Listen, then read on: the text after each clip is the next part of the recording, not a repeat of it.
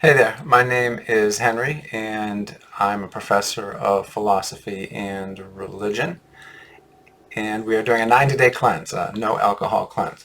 So first of all, this is for day 11, and I want to say that I'm thinking in terms of your brain being a tool for life.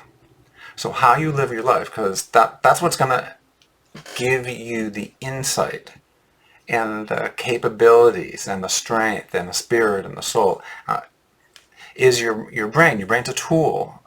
The chemicals that are going on, the electrical firing, all that adds up to this amazing thinking, feeling, spiritual machine that is our tool for life. So we need to be really careful of hygiene, brain hygiene. And that's why I think a 90-day cleanse will work well for you. So I recommend it. So day 11, I've decided to do the two weeks, and I'm accomplishing it. And I have decided to do the 90 days absolutely. So for no reason at all will I drink alcohol, or I will consider that a failure. And I'll have to look into why I could not stop drinking. But I've done it before, and I have confidence I will. I probably should throw some consequences in there, but I don't even feel the need to do that. I don't need the feel of that punishment hanging over my head, because at 2 weeks, I have that confidence. I know I'm going to do it. I am going to do it. And in fact, I am going to probably never ever drink again in my life. So after this 90 day, I'm going to do another 90 day, and really that's just a way of tricking my brain. Alcohol's not getting into my brain again. So if you have like points of weakness in your thinking, I think of the phrase, I need to get some mental toughness. It does take an effort. It does take some effort, especially in our society, which celebrates alcohol everywhere. It does take mental toughness. And getting that mental toughness, that tenacity, that persistence, that ability to get your life where you want it to be, takes some mental toughness, just like getting in physical shape. This is getting in brain shape. So I use that phrase, mental toughness. It means something to me. Now you could try something else. Some sort of phrase that when you are tempted, you can dismiss it and say, no, I'm about mental toughness for this. It could be mental peace, spiritual power.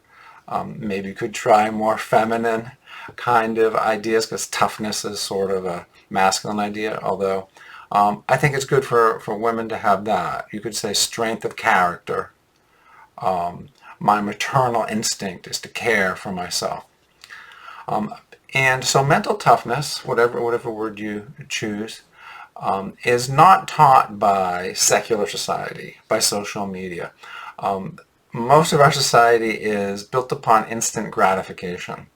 Advertisers show this. You want something, you buy it, you get it now. Fast food, fast everything. Social media is sort of instant gratification. You post something, you get likes right away. You can see whatever you want. So our society is not about mental toughness. It's about corporations making money. And the fact that you are mentally tough and in control of your life is actually a bad thing for them. They want control. They want you spending. They want you into this immediate gratification. So we do need a sense of discipline, and all the religions teach this.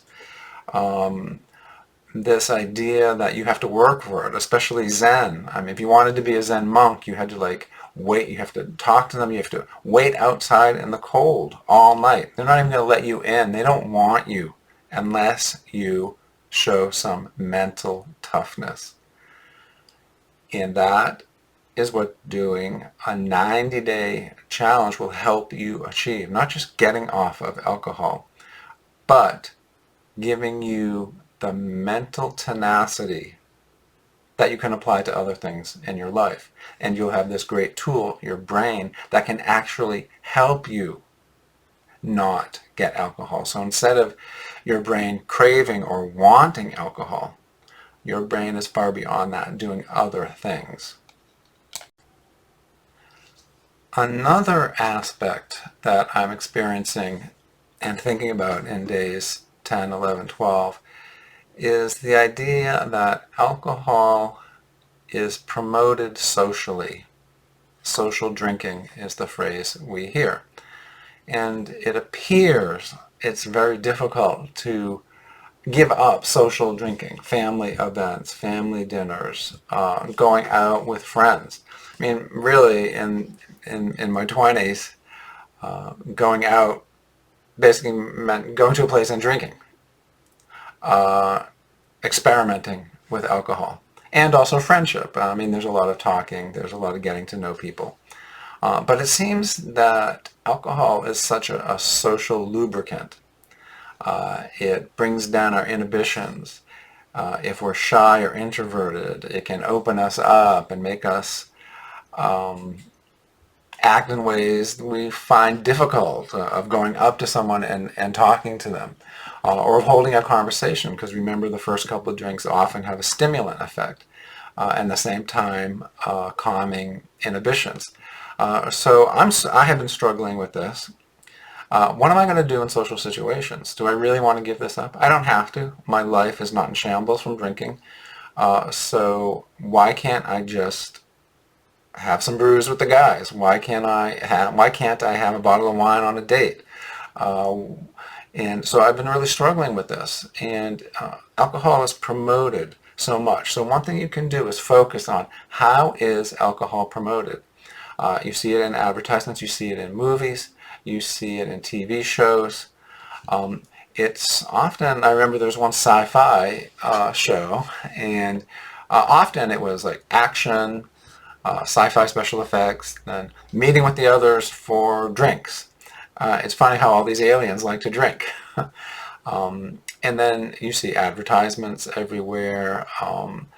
Social media have great, shows images of great meals and people enjoying wine, and they have a glass of wine in their hand or a mixed drink.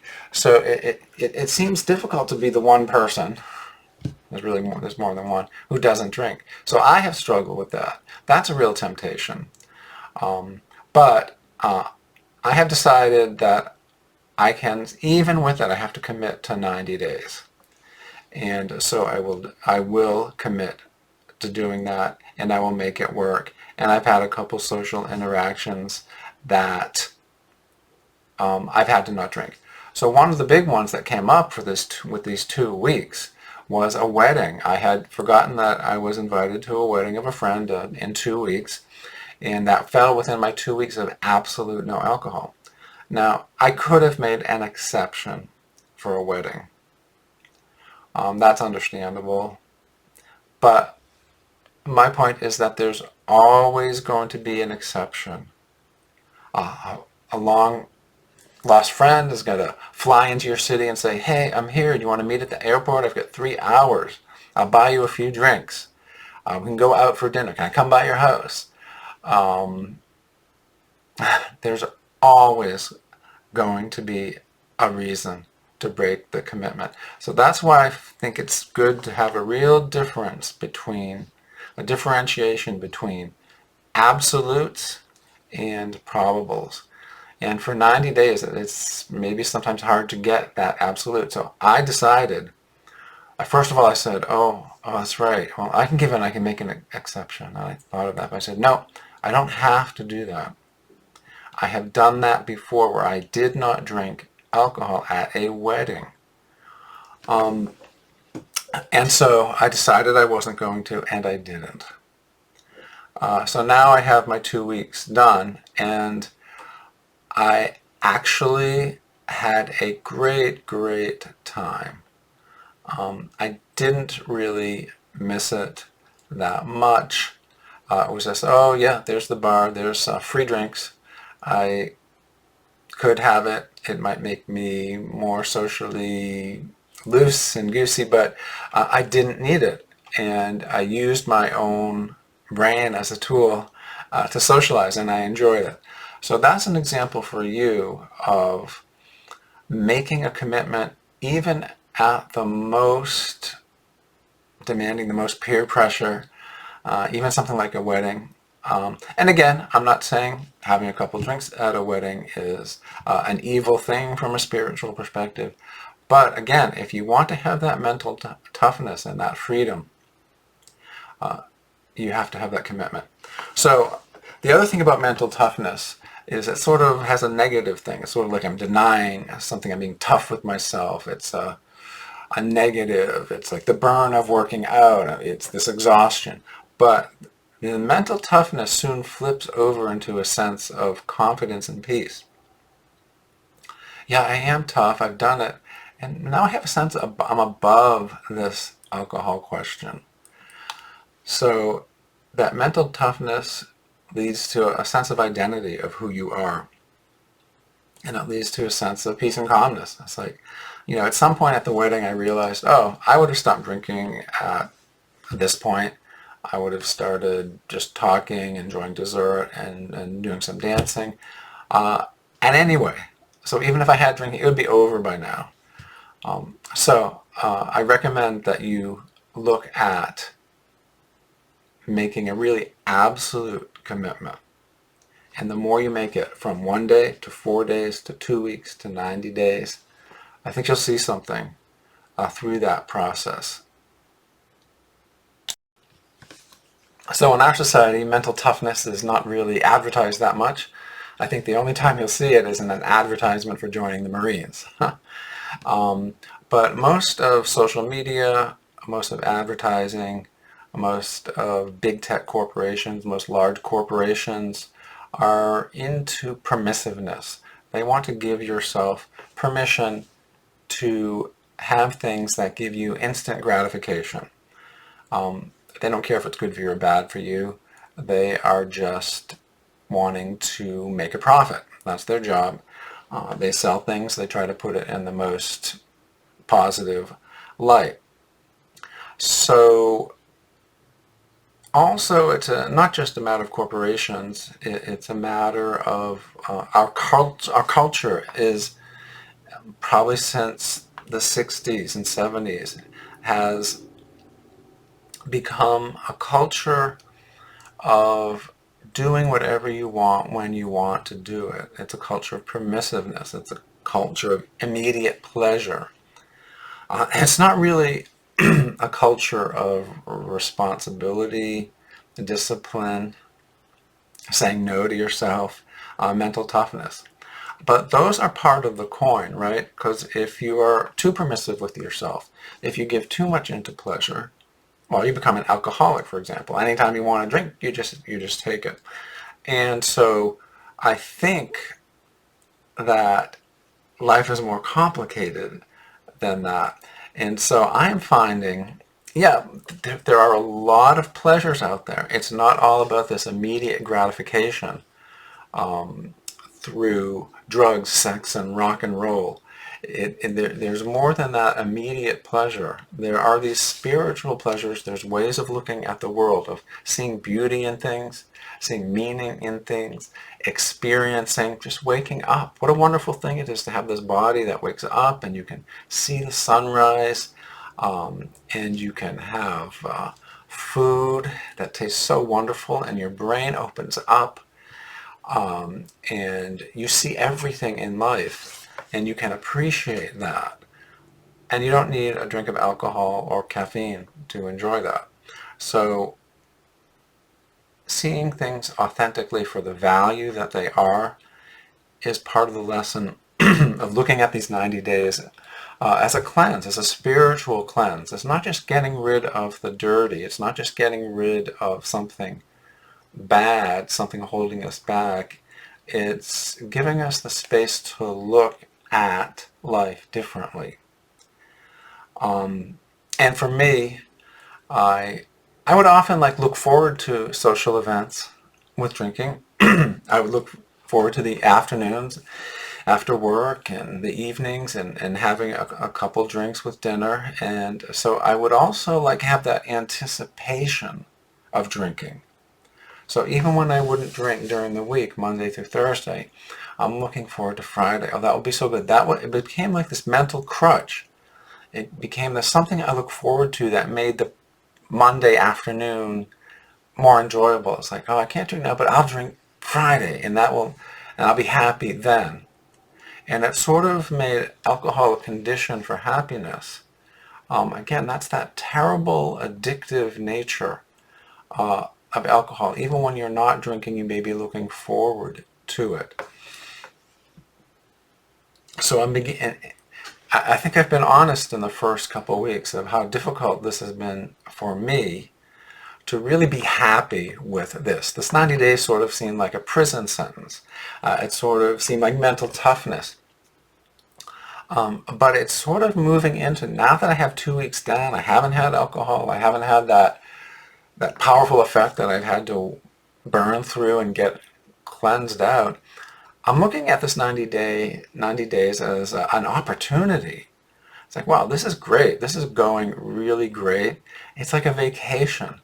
It's a vacation from having to take that drug, because I think alcohol has a certain heaviness to our body, to our soul. And it is. Biochemically, we have to flush it out. The liver has a lot of work to do. It has many other jobs to do. And our brain, our brain chemistry, our hormones, our brain chemistry, our neurotransmitters, we have to readjust, because alcohol does at least two things. It sort of shuts down the prefrontal cortex, the thinking part, right behind our foreheads. It sort of shuts down that thinking a little bit, and that people like that. So our inhibitions, our higher brain, prefrontal cortex, sending down inhibitions, and alcohol slows that down. And so we're not sending so many inhibitions down. And so what comes up are these immediate, impulsive, highly emotional actions and thoughts. And alcohol also shuts down a little bit our ability to write down memories. So it does take an effort. There's the heaviness of alcohol to readjust our brains back. So I'm experiencing 90 days as a vacation. It's like, it feels good. It's really relaxing. It's a real opportunity. So I think you'll find, hopefully, after 2 weeks, that a lot of the great positives are now coming out of a 90-day cleanse.